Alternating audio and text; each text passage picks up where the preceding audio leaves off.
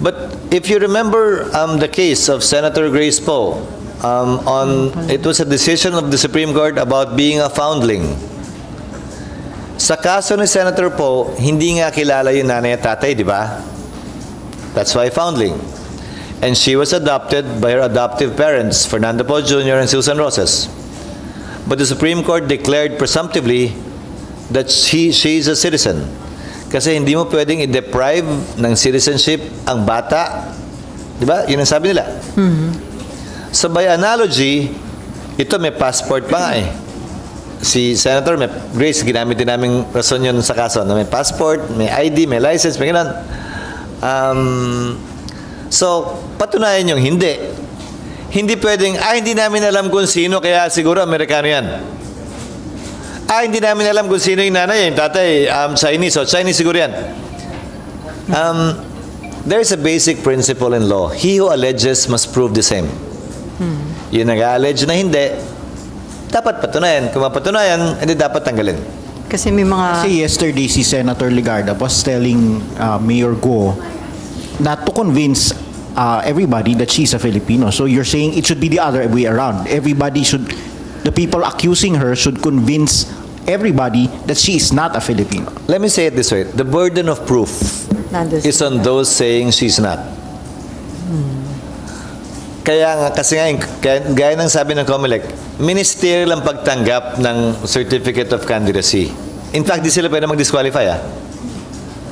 Kasi pag pinayagan mo ang COMELEC mag-disqualify, edi pag may hindi gusto ang administrasyon, di-disqualify nila. So, tama lang naman yun.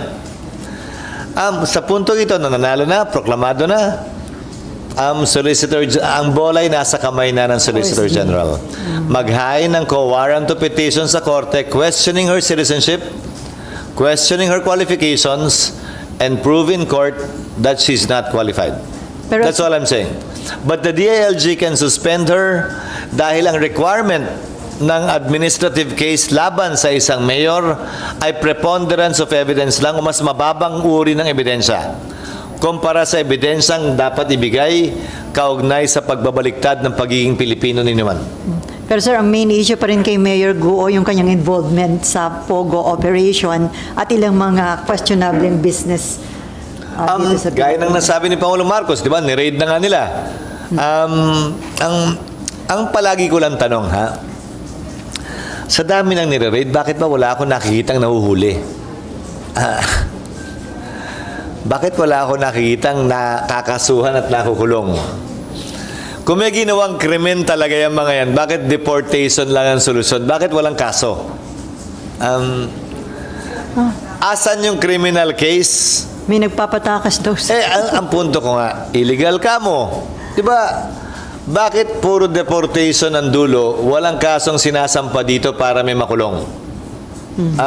So kung meron man, sampahan ng kaso. Kung illegal na po yun at may kinalaman siya, dapat din sampahan ng kaso. At marahil, yun ang mas malakas na kaso para suspindihin siya, preventive suspension man lang, kesa yung citizenship na dapat ihain ng Solicitor General's Office. Okay. Nympha. Yun nga, walang nahuhuling malaking tao kasi sinasabi nakakatakas and all, using a helicopter. Sa tingin nyo, bakit ganun? Saan nagkukulang? Ewan ko, sila tanongin nyo. Halimbawa, maraming nireid ang police at Bureau of Customs na nag-hoarding daw ng bigas. May nakita ba kayong kinasinampahan ng kaso maliban sa paghuli sa pahinante, sa budigero? Na maliwanag na hindi naman sila may-ari nun. Even sa drugs, sir. Sa droga, ganun din. Yung driver lang, yung naghatid lang ng kotse, nag-drive ng kotse. Asan? Palagi kong sinasabi, hindi naman pwedeng may crime pero walang criminal. Dapat sabay yun. Sir, meron bang, dahil kayo'y legislators, ano bang pwedeng gawing batas dyan para masiguro na merong mahuhuli o policy na ito, sir? Hindi yata kami pwede magpasa ng batas na gawin nyo yung trabaho nyo eh.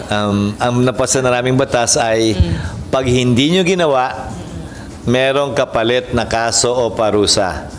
Either under the Administrative Code, Code of Ethical Standards, or under the Anti-Graft Law. Ang pwede lang maisa batas ay yung parusa kapag lumabag kayo sa tungkulin nyo. Pero kahit anong batas, siguro ipasa namin na gawin nyo yung tungkulin nyo. Hindi ubra maliban na lang kung may penalty at mahuhuli. So sa Pogo SPI, sino ang dapat tumutok doon para masiguro na may makakasuhan like sa Bamban, Tarlac and all the other Pogos? Lahat sila dapat magkasundo, imbis na nagdedebate sila sa hearing, magkasundo dapat sila. Ang PAGCOR, nangangasiwa dito, di ba? Ang DILG, at ang law enforcement, DOJ at law enforcement agencies natin. Minsan nga nagdedebate at nagtatalo pa ang NBI at ang PNP at ang AFP tungkol sa bagay na yan eh. Bakit? Hindi ko alam, pero sana, I hope they will get their acts together.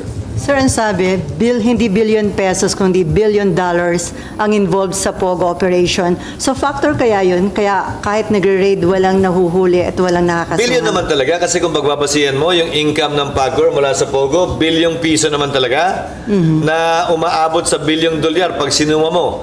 Share pa lang ng PAGCOR yun ha. Hindi pa yung kita sa Pogo. So malaking pera naman talaga.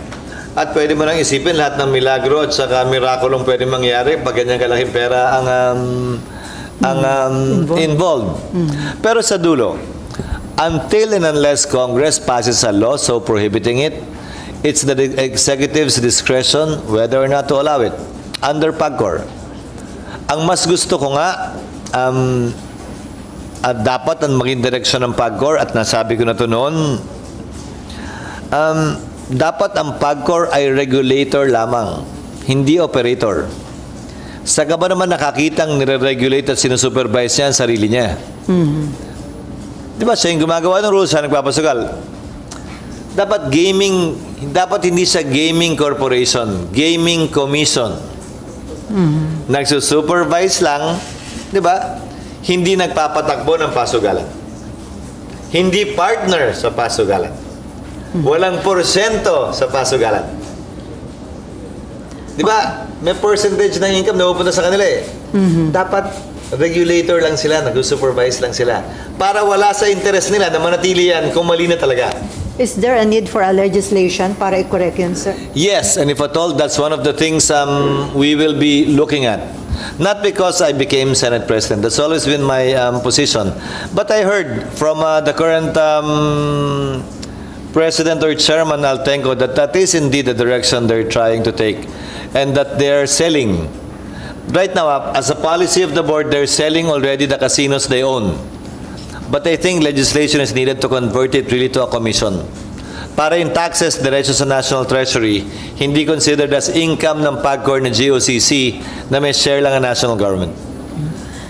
Sir, tanong ko lang, ano yung reason behind bakit si Senator Raffy Tulfo give up yung Energy Committee at kinuha yung Public Services Committee? Kasi bahagi ang transport ng Public Services Committee at ang advocacy niya naman talaga niya, kahit sino nanonood ng programa niya ay yon. Kaya nga ang kinuha rin niya, di ba, migrant workers at kasama kasi doon ang transport sector. Lumped sa public services and transport sector if you look at the rules. Mayor Go, not to convince everybody that she's a Filipino. So you're saying it should be the other way around. The people accusing her should convince everybody that she is not a Filipino. Let me say it this way. The burden of proof is on those saying she's not. Kaya nga, kasi nga, gaya ng sabi ng COMELEC, ministerial ang pagtanggap ng Certificate of Candidacy. In fact, di sila pwede mag-disqualify. Kasi pag pinayagan mo ang COMELEC mag-disqualify, edi pag may hindi gusto ang administrasyon, di-disqualify nila. So, tama lang naman yun.